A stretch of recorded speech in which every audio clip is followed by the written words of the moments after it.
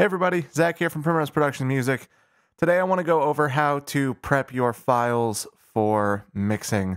Now this is something you can either use just for yourself if you're going to be mixing your own music, or more likely this is what you're going to need to do in order to send your files out to a professional mixing engineer. This is going to be how most engineers want to receive their files. So I'm just going to show you the easiest way to do that, how to organize everything correctly. And yeah, so let's jump into the computer and let's see what's going on. So here we are in Pro Tools. We have a recorded and edited track. You can see here, here's the drum tracks, bass, guitars, lead guitars, vocals, some extra keys, synth stuff. And yeah, but they're recorded and edited. You can see all the different edits here, all the individual clips. And we're just going to go over how to bounce all these out. So the first thing you want to do is you want to check that all of your edits are crossfaded. If you look here, if we zoom in on these drum edits, you can see that there's crossfades at every instance in between the clips where things have been spliced together. Now, if things haven't been crossfaded, let's just use the bass for example here because I have a very specific length fade over here. Let's say, just for sake of argument, the bass has been edited but not crossfaded. So all you're going to do is you're just going to highlight the track, and in Pro Tools it's Command F, and you're just going to set up how long you want the fades. Anywhere between 5 to 10 milliseconds for crossfades like this is what you're going to want. I usually do 5, but this is just a quick thing, so I'm just going to hit OK for 10 milliseconds. Adjust bounds. All right, so now all of these edits have crossfades on them.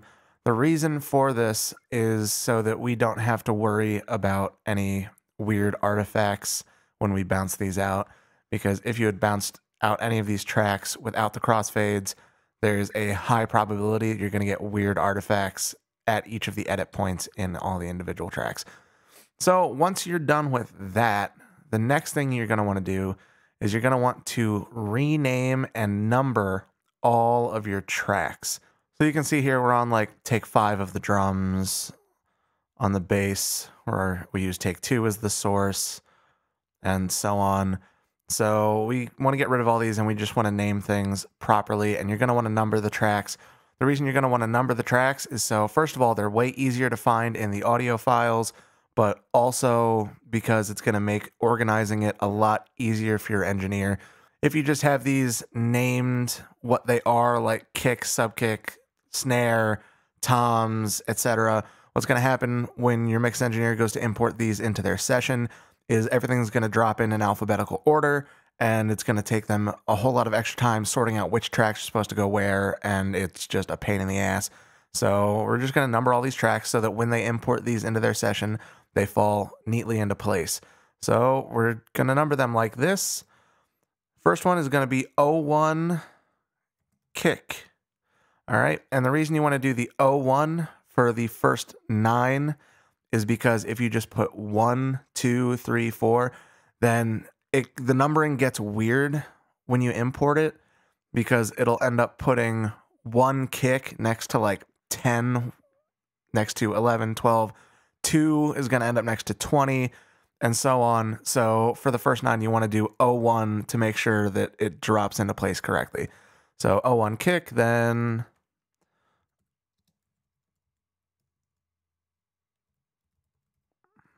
02 sub kick, 03 snare top. And yeah, so I'm just going to go through and number these all like this. I'm just going to speed up the screen so you can see me doing it, but we're going to number all of these tracks.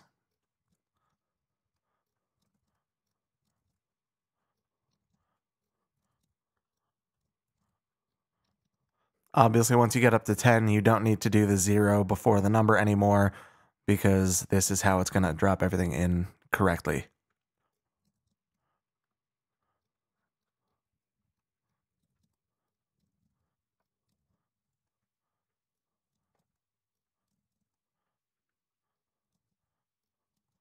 Also, if you're doing pairs of instruments like guitars in this, like for example here, I have this pair of guitars and this pair of guitars, but they're the same parts on either side, then I like to number them like this. Obviously the number in the numbering sequence that we're already doing, but then guitar, and then this is the first guitar, so guitar 1.1, and then the second guitar is going to be guitar 1.2, then the third guitar is going to be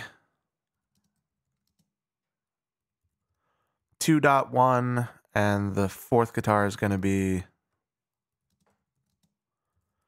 2.2. And again, this is just another way to keep things organized and make it easier on your engineer to find out where things are supposed to go.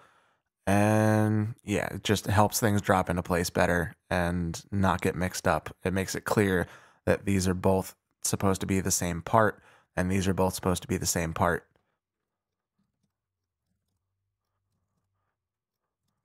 And then for things like the leads where we're having multiple totally different parts, I number them obviously as lead 1, lead 2, lead 3, lead 4. And again, just to make it clear that these are separate parts, although they're the same instrument.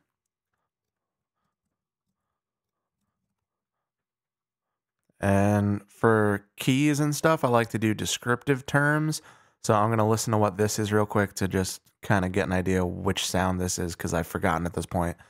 And so I can label this more accurately so the mix engineer is going to know what it is.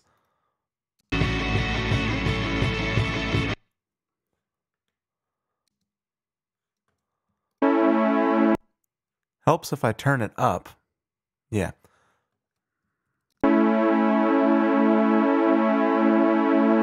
So this is just like a synth pad, so we're just going to call it synth pad.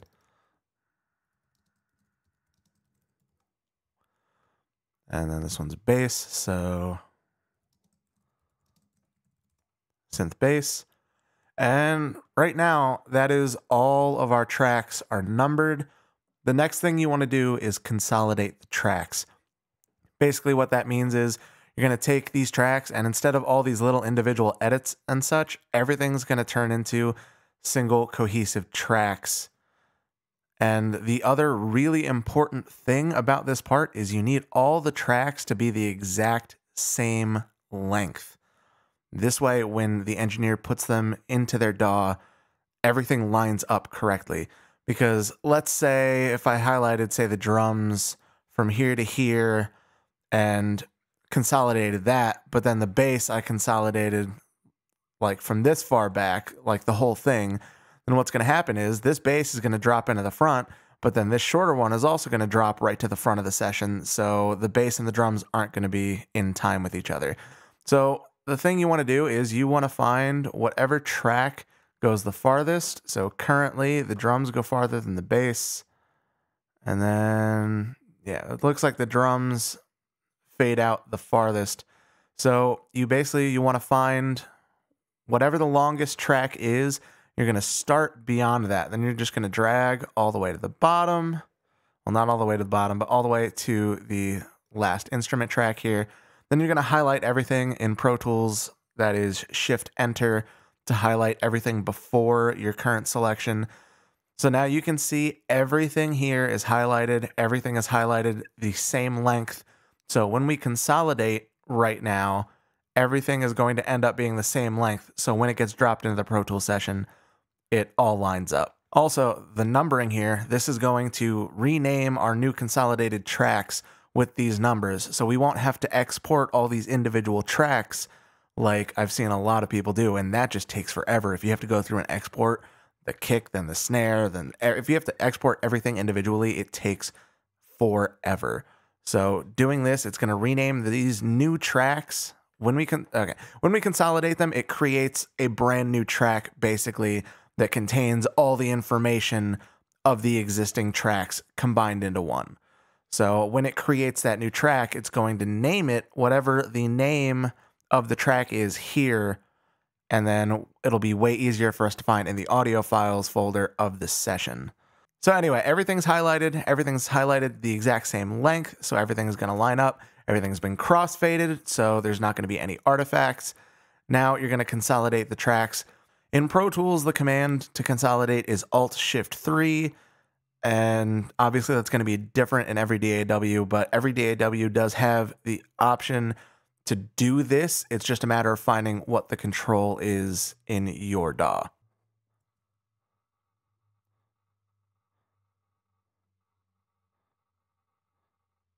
So now you can see everything is the same length. Everything is a cohesive track. And this is going to make it really easy to drop everything into a session. And everything's been named, whatever the name of this is, with the numbers first. So they're all going to end up in the audio files folder right next to each other in order because we numbered them this way. Now, once everything's consolidated, the other thing that most mix engineers are going to request is a tempo map. And there's a really easy way to do this with MIDI, and I'm going to show you. Now, this particular session, the tempo map is going to be super, super simple.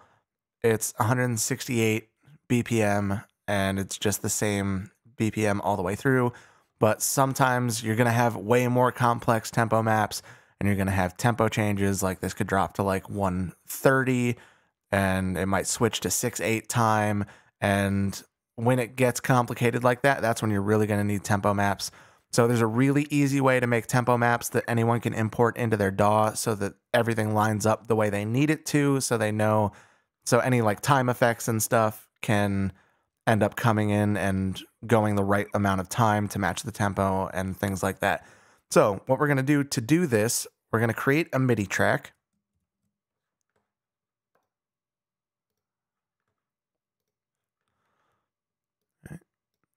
Just a mono MIDI track, and we're going to switch this to notes, and we're going to zoom in a lot. All right, and now we have this set to grid mode, so everything we do here is going to snap into place. But basically what you're going to do to make the tempo map is you're going to go through and you're just going to put a MIDI note at the beginning of every single measure. On beat 1 of every measure, you're going to go through your session and put that in. And what this is going to do is going to create a single MIDI track that has all of the tempo changes in it because you've put a beat at every measure. So when you import that MIDI track into a new session, you can import the tempo data from the MIDI. So it'll have the tempo changes at the right times, and it'll have the time signature changes at the right times because it's able to read them off of the MIDI track because you created this beat at the beginning of every measure.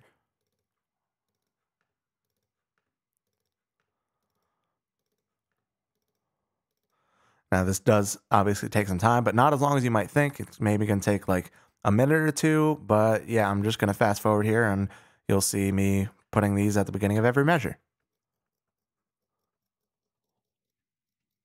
Also, it's going to be more helpful if you use the same MIDI note all the way through because you don't need, to be changing around different notes. That's just going to be more information that it has to sort through. So just make it the same note. Doesn't matter what note, just the same note all the way through.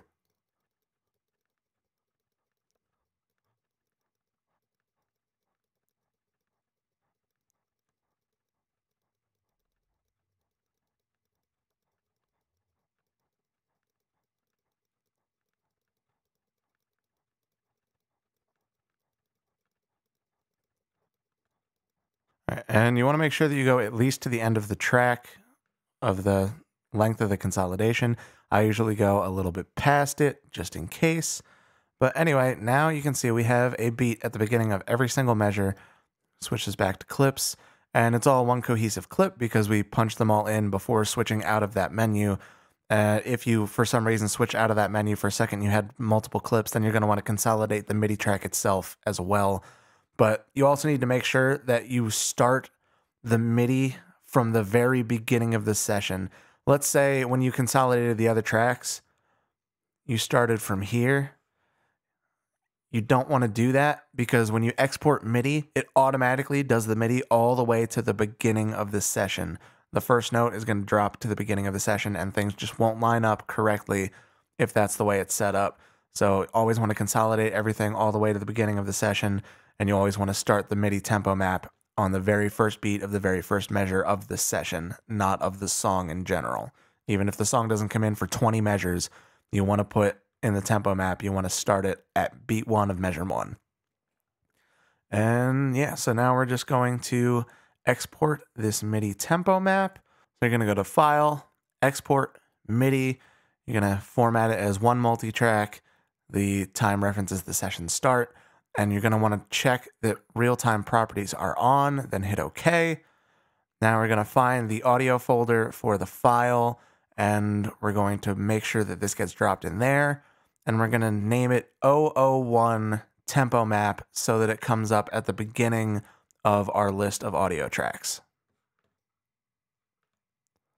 All right, so now we're going to import the files that we just consolidated and created, including the tempo map, into a new session. So you can see here, I have my mixing session set up. I have a template. This is generally how I will start a mix.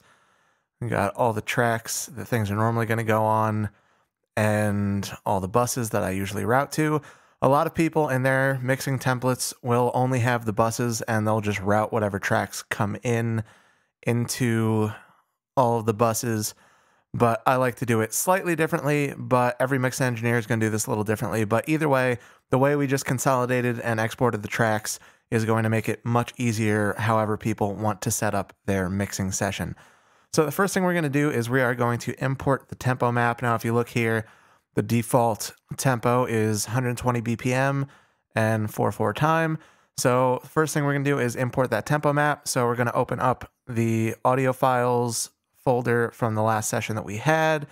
And if you were sending this to a mix engineer, you would have just put all of these into a folder and sent them the folder with just the tempo map and all the audio files.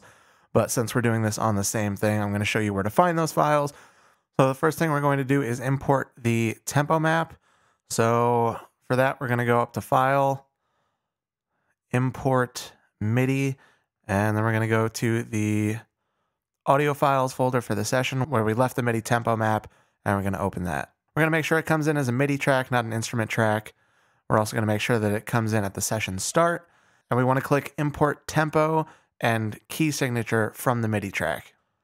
As you can see here, there at one point was another MIDI instrument file in the session, so that imported it too. That's probably that little synth pad in the break, and we're just going to delete that for now because we have that bounced out to audio.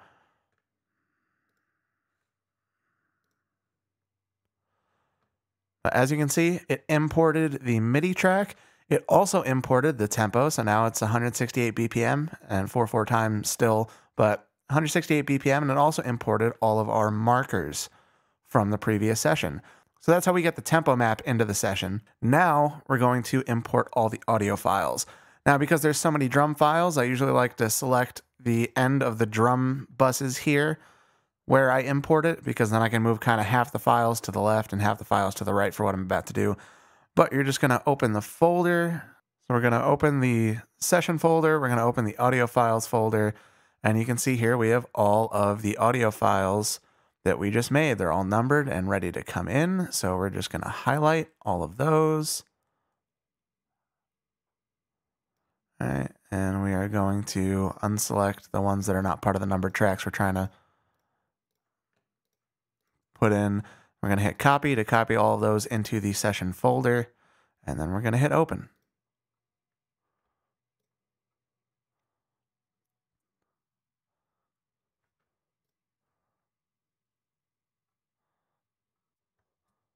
So now all the tracks are in our session. As you can see, they all are the same length. They all line up with the tempo map perfectly. They all line up with each other perfectly. And that's why we number them, and that's why we consolidate them. So everything lines up correctly when we put them into the session. Now, like I said, some people will just take their tracks and kind of route all of the audio tracks into the buses they already created, but I like to have the destination tracks open already. And the reason for that is there are some instrument tracks that I pre-process a little. I have in my template, I have plugins saved. Like, for example, the kick and the sub kick track have a little bit of EQ on them already. So I like to just dump these into the existing things. And if there's anything that I have here that doesn't fit into my existing template, let's say, like, for example, here, I have a template set up for 4 lead guitar tracks. Let's say I got 5 lead guitar tracks or more than any of the extra ones, then I would just individually route those to the lead bus in my template But for everything that does have a match, we're going to select and just drag them over to where they belong. And I'm just going to go through and set these all up like this, so they are lined up with their corresponding track.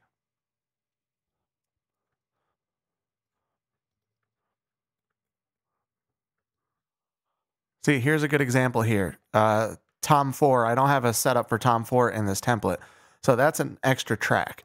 So first thing I'm going to do is I'm going to change the color of this to match the regular Tom tracks. And the reason for that is I'm going to, after I move all the files into their corresponding track, I'm going to go through and delete all of the tracks that are this blue color. So Tom 4 is an extra track that shouldn't be there. So we're going to go ahead and route that to the Tom bus, because that's an extra track that didn't fit in the template. And also, if you can see here, we have a case where we have an overhead track, but we don't have the hats and the ride track. So what I would do here is I would just delete the hats and the ride track, and then these are routed to the overhead bus, which is then routed to the cymbal bus. So because we don't need that extra step to make these a stereo pair, we're also going to delete that, and then we're just going to reroute these directly to the cymbals bus.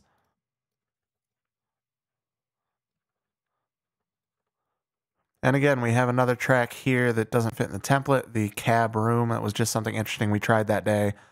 So we're going to go ahead and change the color of that to match, and we're going to route that to the room bus. Now, you may have situations like this where you have extra tracks in here that you don't need, because there's only 2 key tracks here. So we don't need key tracks 3 and 4, so we're just going to get rid of those.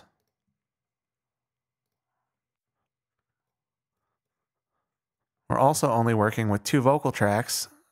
I also do a lot of metal stuff, so I have a scream bus and I have a harm bus set up. So I'm not going to need any of those, and I'm not even going to need this one extra double, because we only have the lead vocal and a single double. So we're just going to delete that and all of these just to get rid of the extra fat in the session.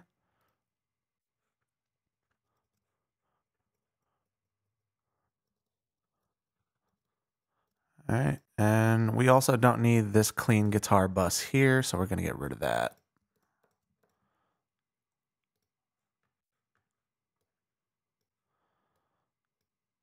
All right, so now I have everything lined up with where it needs to be.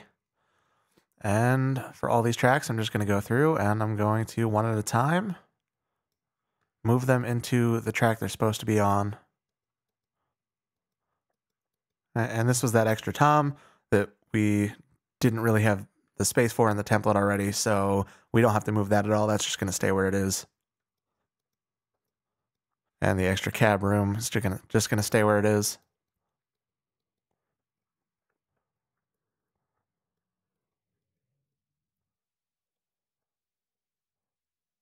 All right, and now all of our tracks have been moved into where they need to be. So now we're going to go through and just get rid of all these blue tracks that the tracks had been on when we brought them in originally.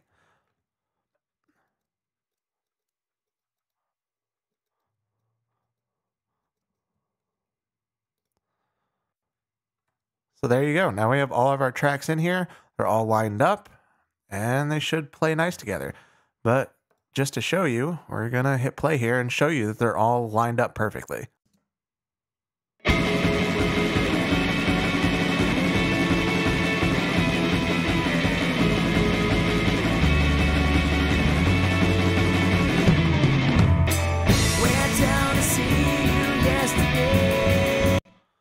Okay, obviously not mixed, but there you go. Everything's lined up. Everything fell into place. And this is why we export tracks the way we do, is so we got to make sure they're all numbered, make sure they're all consolidated the same length, and make sure we have a tempo map, because it just makes your mixing engineer's job so much easier. It took me, I mean, the video took a little longer because I was explaining everything to you, but really the amount of time that it would take me to import these files, if somebody sent them to me for a mixing job, it would take me maybe 10 minutes tops to get everything loaded in and where it needs to be. Whereas opposed to if I got a bunch of files where all of the tracks were different lengths and things just didn't line up and there wasn't a tempo map, it could take me potentially hours to figure out where everything goes. So if you do things this way when you're sending tracks to a mix engineer, your mix engineer will thank you for it. They will appreciate it. So anyway, guys, that's the video. I really hope you enjoyed that. If you liked the video, do me a favor, hit the subscribe button, hit that like button. Let me know in the comments if this was helpful for you and if this is the kind of thing that you're going to use. If there's a different way that you like to export your tracks, let me know that too. That's cool. I'd be interested to see how other people do it. Thank you guys so much for watching. I will see you in the next video.